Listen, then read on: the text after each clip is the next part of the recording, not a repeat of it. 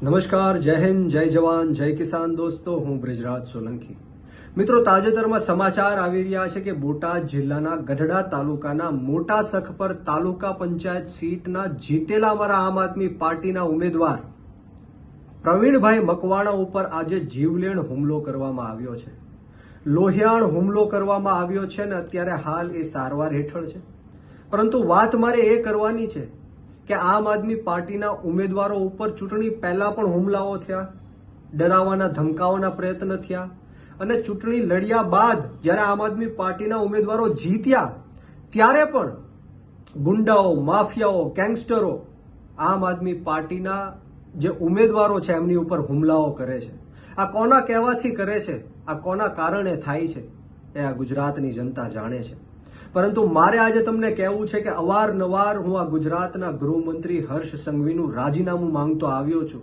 આની પહેલાના વિડીયોમાં ડ્રગ્સને લઈને મેં રાજીનામું માંગ્યું, પરંતુ આજે હર્ષ સંઘવી પાસેથી નહીં, મારે આ દેશના વડાપ્રધાન નરેન્દ્ર મોદી અને આ ગુજરાતના મુખ્યમંત્રી ભૂપેન્દ્ર પટેલ સાહેબને વિનંતી કરવી છે કે તાત્કાલિક ધોરણે હર્ષ સંઘવીને પદ ઉપરથી હટાવવામાં આવે, એનું રાજીનામું લેવામાં આવે. કારણ કે આજે રિપોર્ટ આવ્યો છે ગુજરાતની અંદર, જે રીતના આજે બોટાદમાં હુમલો થયો અમારા આમ આદમી પાર્ટીના જીતેલા તાલુકા પંચાયતના સભ્ય ઉપર, એવી જ રીતના ગુજરાતની અંદર 6.15 લાખ ગુનાઓ નોંધાયેલા છે. આવા અનેક લોકો હશે જેમની એફઆઈઆર લેવામાં નહીં આવી હોય, એમને ધાક ધમકી આપીને નોંધાવવામાં નહીં આવી હોય, આવા અનેક પ્રયત્નો, ષડયંત્ર કર્યા હશે, છતાં પણ 6.15 લાખ ગુનાઓ આ ગુજરાતની અંદર નોંધાયા છે અને એમાં 58% ગુનાઓ દારૂ અને ડ્રગ્સના છે.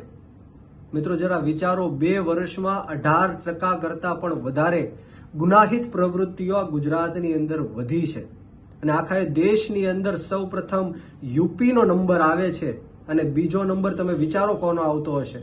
બિહારનો કે બીજા કોઈ રાજ્યનો નહીં, પરંતુ આપણા ગાંધી અને સરદારના ગુજરાતનો આવે છે ગુનાહિત પ્રવૃત્તિઓમાં. મિત્રો, આ ભારતીય જનતા પાર્ટીના હાથમાં, એમના નેતાઓના હાથમાં આપણું ગુજરાત સુરક્ષિત નથી, આપણા ગુજરાતના બાળકો સુરક્ષિત નથી. અવારનવાર 15-15, 20-20 દિવસે ખૂન થાય છે, નાની નાની દીકરીઓના બળાત્કાર થાય છે, દારૂ વેચાય છે, ડ્રગ્સ વેચાય છે, ભ્રષ્ટાચાર થાય છે. આપણે આ કેવા ગુજરાતમાં જીવી રહ્યા છીએ? ત્યારે મારે આ દેશના વડાપ્રધાન નરેન્દ્ર મોદી અને આ ગુજરાતના મુખ્યમંત્રી ભૂપેન્દ્ર પટેલ સાહેબને વિનંતી કરું છું, હાથ જોડું છું કે તાત્કાલિક ધોરણે હર્ષ સંઘવીનું રાજીનામું લેવામાં આવે.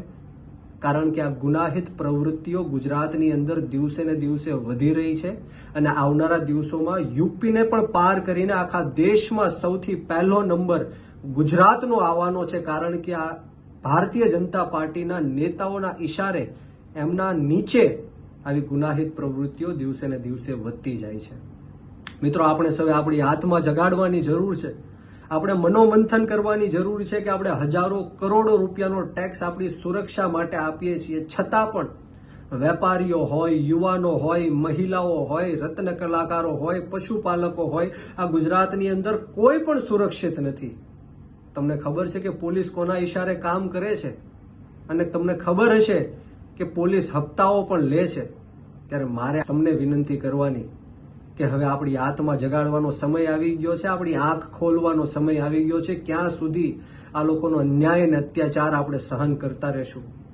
અને સાથોસાથ મારે એ પણ આજે વિનંતી કરવાની કે બોટાદની અંદર પ્રવીણભાઈ મકવાણા, જે અમારા આમ આદમી પાર્ટીના જીતેલા તાલુકા પંચાયતના સદસ્ય છે, એમની ઉપર જે જીવલેણ હુમલો કરવામાં આવ્યો છે, એમના જે મારનાર ગુંડાઓ છે, અપરાધીઓ છે, આરોપીઓ છે, એમને તાત્કાલિક ધોરણે પકડવામાં આવે. નહીંતર આમ આદમી પાર્ટી આવનારા દિવસોમાં સમગ્ર ગુજરાતની અંદર ગાંધી ચિંધ્યા માર્ગ ઉપર અને જરૂર પડે તો શહીદ આઝમ સરદાર ભગતસિંહના માર્ગ ઉપર પણ અમારી આંદોલન કરવાની તૈયારી છે.